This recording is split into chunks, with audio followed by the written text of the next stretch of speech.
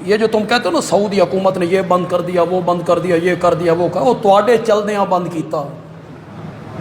پاکستانیاں دے کرتوت، میں پہلی دفعہ حج پہ گیا نا، یہ سن 1987 کی بات، تو اگر آپ گئے نا، آپ مدینے نہیں گئے تو اللہ آپ کو لے جائے، تو روضہ رسول کے آگے جب سلام پڑھتے تھے نا کھڑے ہو کے، سامنے باب البقیع ہے، دروازہ ہے، اب کیا کرنا ہوتا ہے، اس دروازے سے باہر نکلو، سیدھے پڑھ کے باہر نکل جاؤ، دوسرے دروازے سے پھر اندر آؤ۔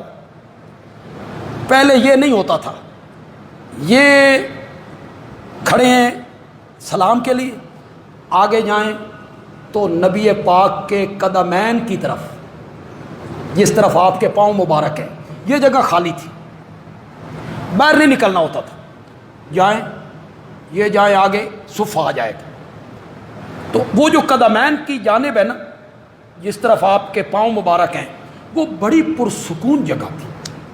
میں کئی مرتبہ وہاں بیٹھا، قرآن پڑھتا رہتا تھا، نفل پڑھتا رہتا تھا، بڑی پرسکون جگہ۔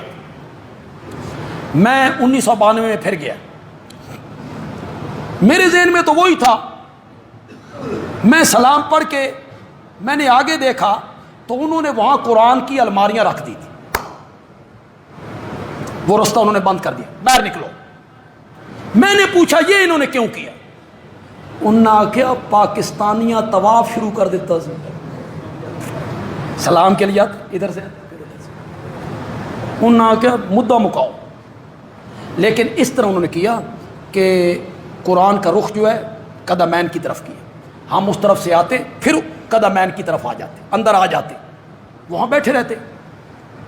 کچھ مدت کے بعد انہوں نے وہ بھی بند کر دیا،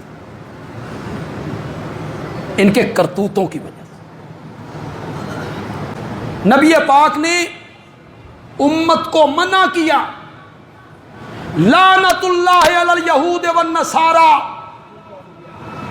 اتخذوا قبور انبیائہم مساجدا، اللہ کی لعنت ہو یہودیوں پر اور عیسائیوں پر، جنہوں نے اپنے اپنے نبیوں کی قبروں کو بنا لیا مساجدہ، سجدہ گاہ۔ اللہ خبردار، میں تمہیں اس کام سے منع کر کے جا رہا ہوں۔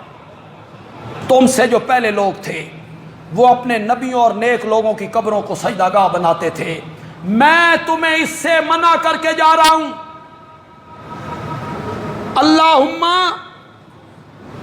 لا تجعل قبری وثنا یعبد، مولا میری قبر کو بت نہ بنانا جس کی پوجا پاٹ شروع ہو جائے۔